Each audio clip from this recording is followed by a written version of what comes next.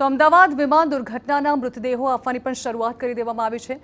1200 bed hospital સામેના PM રૂમમાંથી આ મૃતદેહો પરિવારજનોને સોંપવામાં આવી રહ્યા છે। કુલ 39 મૃતદેહોના ડીએનએ અને પરિવારજનોના ડીએનએ મેચ થયા છે।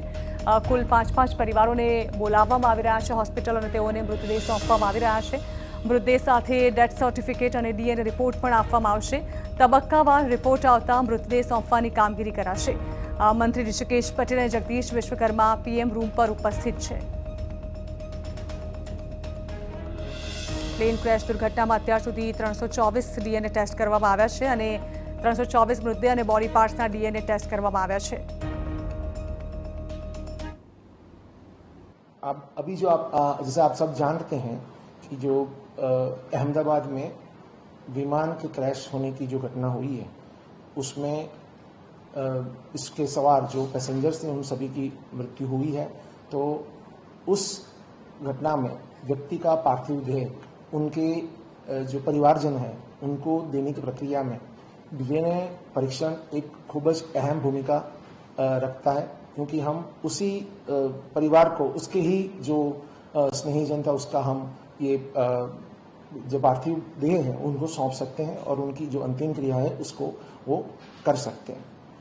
जैसे आप जानते हैं कि ये जब एक्सीडेंट हुआ तो उसमें बहुत बड़ी एक आपने फ्लेम भी देखी होगी। उस फ्लेम का टेम्परेचर खूब ज़्यादा होता है, जिसकी वजह से शरीर के विभिन्न भागों में रहा हुआ जो डीएनए है वो खूब मतलब डैमेज हो सकता है।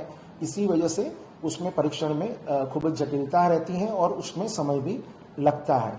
आपको उसमें और ज़्यादा जानकारी दी जाए तो ये है कि परीक्षण करने के लिए विविध उसके जो भी स्टेजेस हैं वो सभी स्टेजेस टाइम कंज्यूमिंग है, मतलब उसमें समय देना पड़ता है और ये बहुत ही एक्यूरेट वे से करना आवश्यक है। उसकी वजह से और ये टेक्नोलॉजिकल जो चैलेंजेस भी है उसको देखते हुए उसमें समय लगने की पूरे चांसेस हैं। अगर हम बात करें तो जो प्रक्रिया जिस तरह से हाथ धरी गई है उसमें ये है कि सबसे पहले जो मृतक जन हैं उनके पीएम के दौरान फॉरेंसिक एक्सपर्ट के मार्गदर्शन में इनके सैंपल लिए गए हैं और बॉडी के अलग अलग पार्ट से उनके सैंपल लिए गए हैं।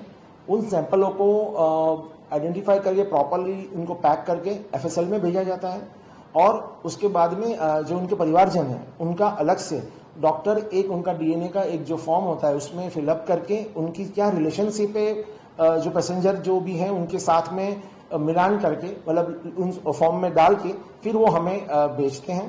दोनों का अलग अलग पद्धति से डीएनए परीक्षण होता है और दोनों के जब डीएनए की प्रोफाइल आ जाती है उन प्रोफाइल को मैच करने के बाद हम ये आपको मतलब परिवारजन को हम उनका कौन सा उनका स्नेहीजन था जिनका हम पार्थिव देह जो है वो उनको सौंप सकते हैं।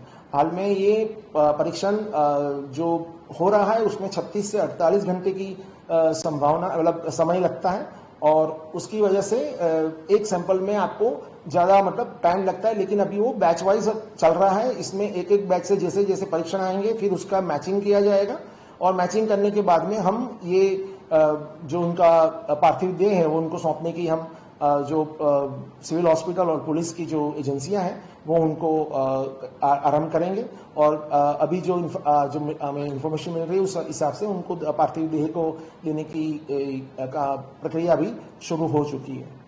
तो कुल मिला के ये है कि ये डीएनए परीक्षण जो है वो वैज्ञानिक ऐसी पद्धति है जिसमें आप व्यक्ति की सचोट पहचान कर सकते हैं और ये जटिल प्रक्रिया है जिसके अंदर समय काफ़ी लगता है और उसके बाद ही हम जब ये हैंड ओवर करते हैं डेड बॉडी को तो ये मतलब व्यक्ति की उसी का स्नेहीजन उसी के परिवारजन को मिले उस भावना से ही ये कार्यक्रम किया जा रहा है।